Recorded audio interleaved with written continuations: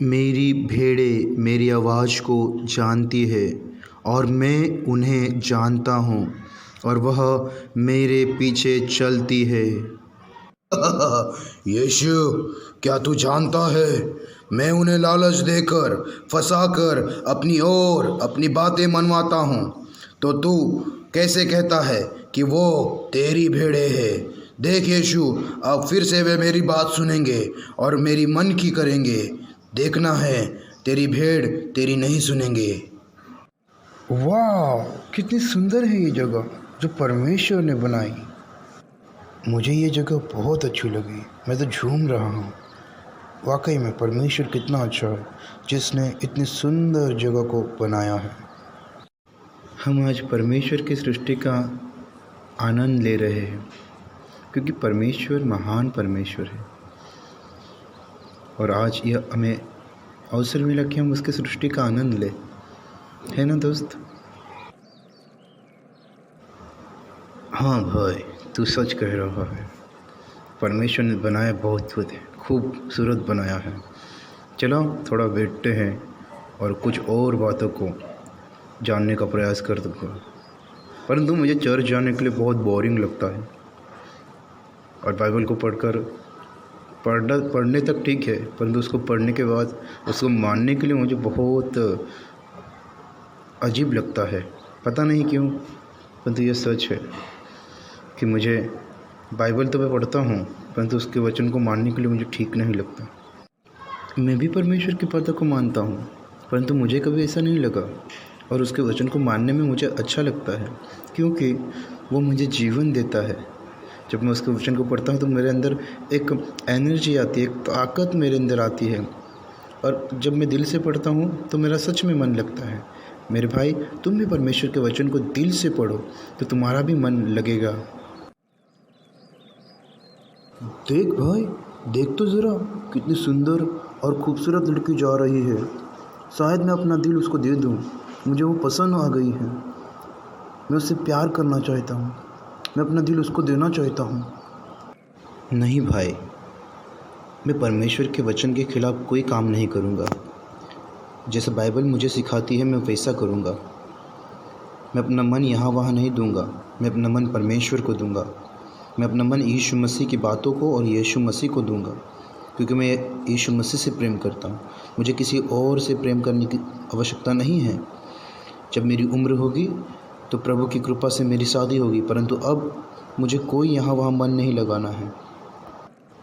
ठीक है दोस्त, तुझे जाना है तो तू जा, पर मैं आज इस लड़की से बात करके अपना दिल इसको दे कर रहूँगा। ठीक है भाई, तू चला जा, मुझे अकेला छोड़ दे। कुछ समय के लिए तू चला जा यहाँ से। मैं कुछ समय अकेला रहना चाहता हूँ, मैं उससे बात करना चाहता हूँ। तू रहेगा तो मैं बात नहीं कर पाऊँगा। देख मेरे दोस्त, मैं तो सिर्फ तुझे बता रहा था परमेश्वर के वचन के बारे में।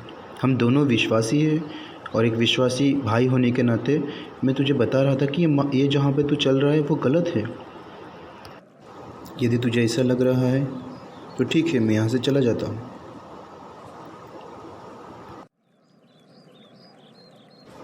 हे खूबसूरत लड़की, मेरी ओर देखो, मैं तुमसे प्रेम करता हूँ।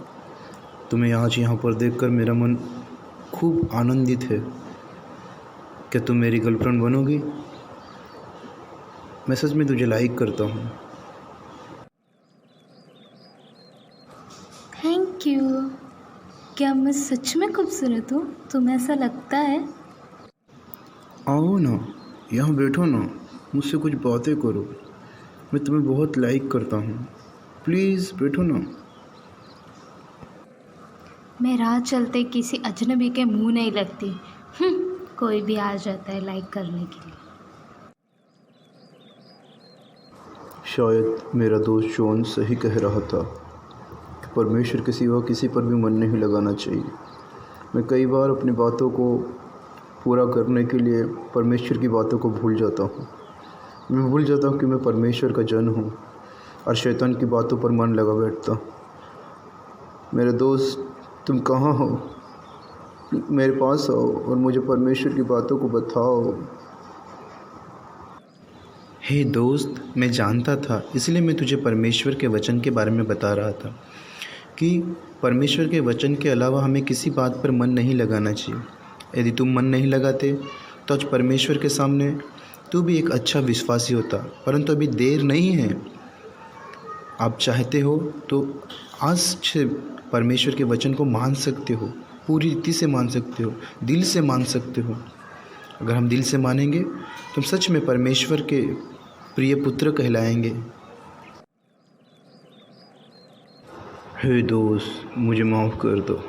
मैंने सच में स्वर्ग के परमेश्वर के विरुद्ध और मेरे दोस्त के खिलाफ़ में काम किया है। हे मेरे दोस्त, तूने मुझे समझाया पर मैं नहीं समझा। मुझे माफ़ कर दो मेरे दोस्त। मैं सच में परमेश्वर और उसके वचन का अपराधी हूँ। मुझे परमेश्वर के वचन को दिल से मानना चाहिए था, जो कि मैंने नहीं माना। हे मेरे दोस्त, आई एम सॉरी। मुझे माफ़ करो मेरे परमेश्वर। मैंने शैतान की बातों पर अपना मन लगाया और तुझे महिमा नहीं दी। मुझे माफ़ करो परमेश्वर, मुझे माफ़ करो। कोई बात नहीं दोस्त, परमेश्वर प्रेमी है, परमेश्वर दया करने वाला परमेश्वर, वो तुझे ज़रूर माफ़ करेंगे। पर हमें परमेश्वर की बातों को कभी भी नज़रअंदाज नहीं करना है। हमें हमेशा परमेश्वर की बातों को मानना है और उसके वचन को मानना है। कभी भी शैतान के झांसे में नहीं आना है, क्योंकि हम परमेश्वर के भेड़े हैं और हमें परमेश्वर की बातों को मानना ज़रूरी है, क्योंकि हम उसके भेड़े हैं। इसलिए हमको उसकी बातें मानना चाहिए। ठीक है, कोई बात नहीं, गलती सबसे होती है, परंतु ध्यान रहे परमेश्वर के वचन के खिलाफ़ कभी ही काम नहीं करना है। यीशु, ये तूने क्या किया? तूने कैसे किया?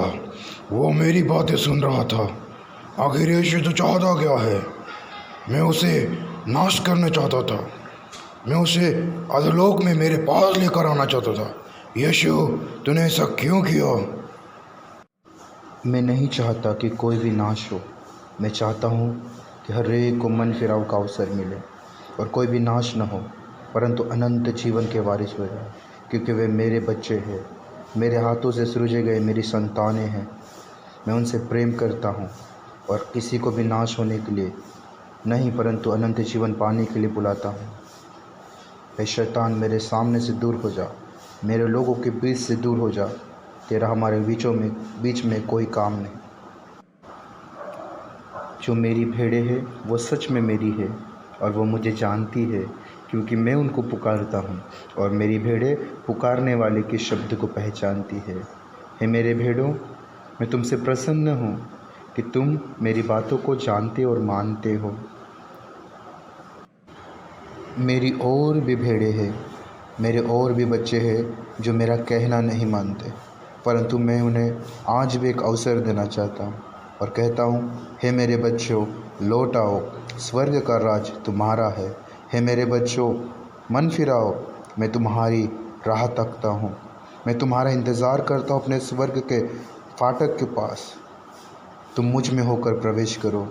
हे मेरे बच्चों, मेरी ओर मुड़ो, मैं तुमसे बेहद प्रेम करता हूँ।